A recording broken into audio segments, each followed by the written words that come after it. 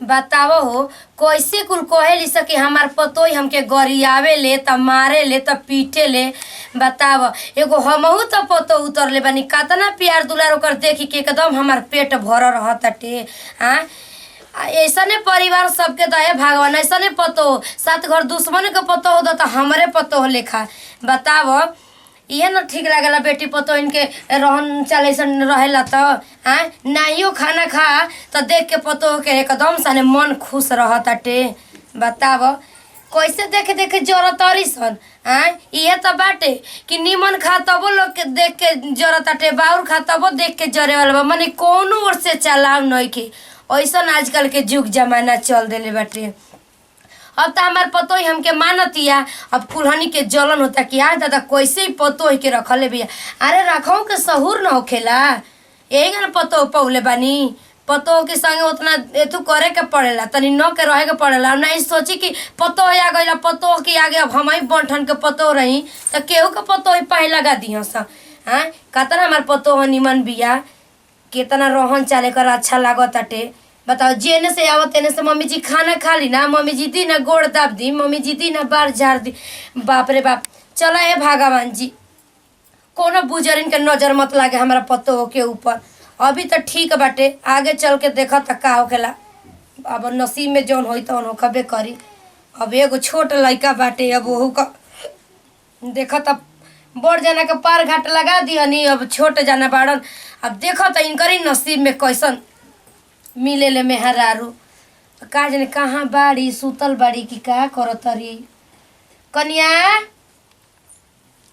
ए कनिया का जाने खइलहू ना होई जले हम ना खाइम ना तले खइबो ना करी। कहाँ बाड़ू हो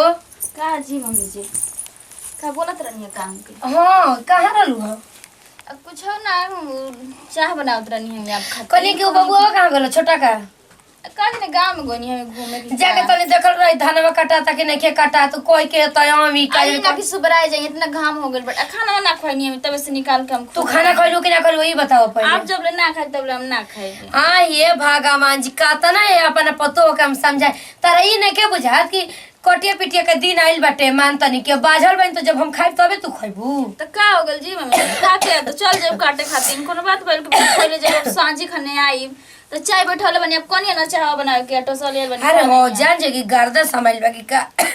खांसी बार बार होत ऐसे कोई ना रहता कि टाइम से खाइल करी त अब टाइम से खानी तो सर्दी जुकाम ना होई त का होई का टाइम पर खाई हो अभी तो बे खोइले हैसन भइल जाता नहीं देखो तारू की का जन दे फूला ताटे कि का होता हमरा बुझाते नहीं खे। चलो चलो तुम तो जानते नहीं कि ना खाइम तले तू ना खइबू।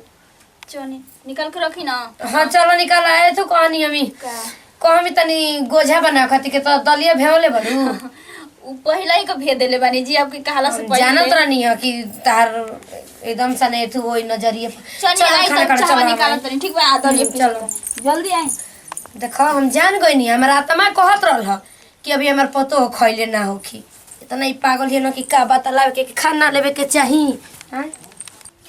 बताओ तबे से चाय बना के रखले बानी मम्मी जी पता ना कहाँ गायब हो गई यही जम कोई ना कि टाइम से खाइल पियल करी तो कहतनी कि खांसी हो गई बटे तो बताओ तबीयत खराब ना होई जब टाइम से खइबे पियबे ना करब तो आ कहतनी गोझा बनावे के बगान जी मम्मी जी का ना मुंह में से पानी चुवते रहत है 24 घंटा। अब दाल तो पीस देल बनी अब पता ना कहाँ गोइल बनी हो को समझ में नहीं खे आवत ई ना कि हाँ गोइल बनी अकेले धान उन काटे तो कटवा दें तो घूमला से फुर्सत मिली तब ना बबुआ जी पता ना कहाँ गोइल बनी ना उ तो मम्मी के संगवे गमी काटे खातिर ना कुछ कह हो भगवान करस ना कि जे दुश्मन होके ओहू के ऐसा सास मिले जाने माने वाली आ हम तो अभी शादी ना भले तबे से भगवान से मनाई कि हे भगवान जी हमके दिह ना तो सास ऐसा नहीं दिह कि जौन महतारियों से अधिक माने जाने अब तो इतना ही हमके माने ली जाने ली ना आ कि मने ना करला कि हम नैहर जाई पता ना कहाँ गोइल बनी समझ में नहीं खेव तो अकेले बैठल बैठल मनो हो जा का एजू करतन कहाँ गोइल नहीं है जी का गोलन तनी चल गलनी छोटका भैया के संगवा दुकानी उकारी पर मैंने घूमला से आपको फुर्सत कब ना मिली। अरे तो कुछ काम धंधा रही तब ना हमके कुछ काम करती। अब मम्मी जी सुबह रही गोइल बनी धान काटे तो आपके ना जाए के चाहिए काटे ना हमार मन ना लागेला कलुआ का मन लगा तो उ जातो हम ना मन लगेला कौन चीज में आपका मन लागेला हमके समझ में ना आवेला। अब अकेले बूढ़ मातारी जाके खेत में घामे में मुंह तड़िया आपको समझ में ना आवेला। अच्छा ठीक भाई कुल बात छोड़ा माई के खाना देलू कि ना खाना तो निकाल के धनिया खैनी हम या गोई नहीं धान काटे। सेवा वो करेलू हमार ना मन लागेला काम में। हाँ तो काहे होते छुकी लड़का का मन लागत है आपका मन नहीं लागत खाली घूमले में रहब। अच्छा माई करत है ना काम आऊ भैया करत माने बूढ़ मातारियों के कह सकी ना जी आए आप ना कह सकी ना होते छुकी लड़का माई के संगे संगे दिन रात लागल रहत ना काम धंधा में आए आप को ना बस घरे में रहब। एगो भैया करत है ना हैं हम माने कि घरवो का कमा ठीक बटन नहीं के होता हमसे काम नहीं के सपरत हम बाहर काम जाए जी तो आप ना करब तो दूसर के ऊपर आई। हम घर का काम ना सपरेला हम बाहर हम जाए ठीक ना हम तो धनवा कटवा ले फिर जाए बाहर ठीक आ जाए देखा ना उन्हें निकाल के रखल नहीं खोई नहीं हमी ना हम ना खाई हम खैले रहनी हम। हाँ का खा के नहीं हो नहीं से का खा के नहीं कुछ ना पनीर बन रहा वे खा लिए वो अजय लाल के घर है का है खाली दूसरे के घरे खाए तो अपन ही घर के खाना खा होई। अरे अजय लाल बहुत अच्छा पनीर बनवावेला बहुत निमन उन्हें घर हम अपन घर का खाना थोड़ी ठीक लगेला।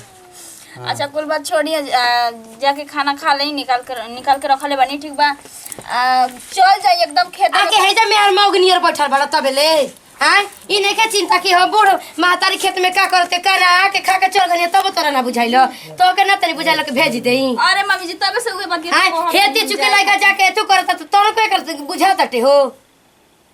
24 घंटा खाली मेहर के मुंह नहीं देखे के चाहिए खरा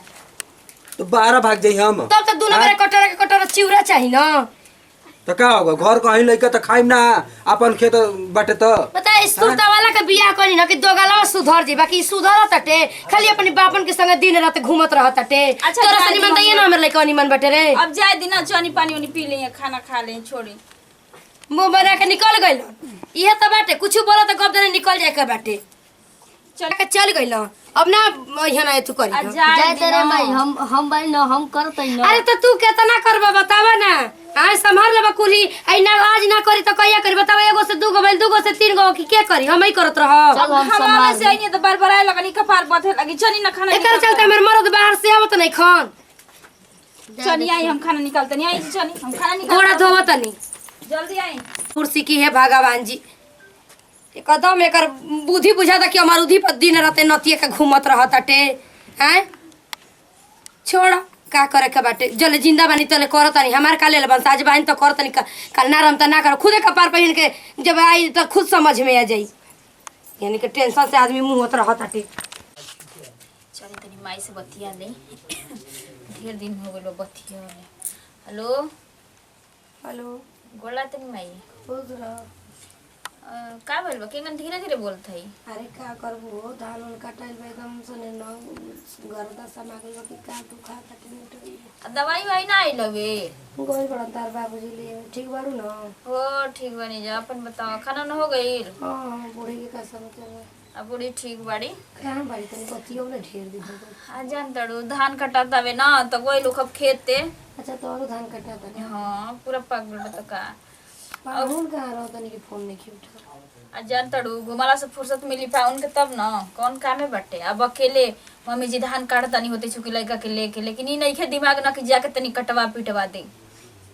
करा जरा कोई सब सिखनिया में बची चल दवाई वाई मंगा लिया ठीक ना और बुच्चे ठीक है सा ना सब ठीक बा अनन्या का करती है खेल लौट के चलो ठीक बाटे तो ठीक बा रखा तनी मैं गोड़ ला तनी ठीक है ठीक बा कहा भौजी के गाला बतिया तड़ू हके उले ना जी माई से अपनी बतिया उतरनी में एने बैठी खाना खानी है मम्मी जी नहीं है काट के आई भाई कहां तबले गोले धान काटे गोले नहीं का काहे बरे मुहा चोखा लेखा बनौले बनी कोनो बात बका ना हां तो बड़ी आराम से लगा था कि पंडित वो बैठल बने पातरा उतर पड़े बैठल बनी ना ना कहा आपको भैया गई नहीं हमी का जाने हमने कोई ले हन मैंने आपको मनवा लागत नहीं कि ना का दिमागवा आपको कहीं और ही रहता है का गुलो काजी कहां गई हां अजय लाल के घरे गलनी है खाली जब देखो तब बजेलल के घरे का खर्ची देना का आपके हमर दोस्त हवन हम के सब कुछ उन्हें देना के घर रह तो बेटा भर जी आपको खर्चा तो चल जी घर को उ हमार बात मानेला उ हमार बात मानेला देखो जेगन कहला ओंगन हम करिला उन करे उठू तो जा तू चलेला नहीं आधा खड़ा ला। रहल करिए बताई बूढ़ मातारी जाके सुबह से घामे में काटत पिटत नहीं आपको तनको समझ में आवत जी कोई दे तो ढेर बोलतिया मैं ढेर बोलतिया माई ढेर नहीं की बोलत ठीक ना आपका मना बढ़ गइल बा कुछ करे धरे के है ये नहीं खे बस दिन भर बैठलो से माने खर्चे चल जाई अच्छा आपको चलो हई करत न कलुआ का अब तो शादी ब्याह हो गइल अब सबके हुए ना कहीं कि एगो से दूगो बनी दूगो से तीन गो खपते आएंगे ना करब तो काम चल जाई आपको तो मैंने काम हम तनी कॉल करी जी आज ना सीखब तो कहिया सीखब हेती छुकी लइका का बुद्धि बा लेकिन आपका बुद्धि नहीं खे अब खेती करे आई कोइले ही नहीं की तब का सीखत ना आवेला कि जाता एक नहीं बार भाभी खेले ठीक बजाई सीखब तबे नहीं आई कि एक बार का जाई क्यों पेटाउन से सीख के आवेला का कि करला तबे आवेला अकेले जाके काटत हो कब तनी इहो ना कहनी हमें कि एक टिफिन अच्छा, पानी ठीक। दे आई या गुड़ दे आई अच्छा ठीक बा आज के बाद हम जाए खेत में काम करे माई के संग ठीक ना जब ना आवेला तो वही हम सीखब ना करब हाँ ना तो सीखब तबे ना हाँ। अब बताई घर में जब हमने कहे तनी बानी जा तो अब हमनी का ना करे के तो दूसर के करी ठीक बा अब से समझ जाई ठीक बा जाई पनी ओनी ले जाई ठीक बा जाए तो कुछ कहबो से तो जान मान बोनी ना कुछ कहे मरद के ना समझ में आवेला कोनो बतिया कोई दना तो अजय लाल के घरे लागेला कि वो खर्ची वर्ची दिया वो गने खाली जब देखा तब अजय लाल आ कुछ कह जाए तो मान गोई ना तनी बान अरे बाप रे मम्मी जिया गइनी अरे हो तनी पानी लिए बना पियास लागल बाटे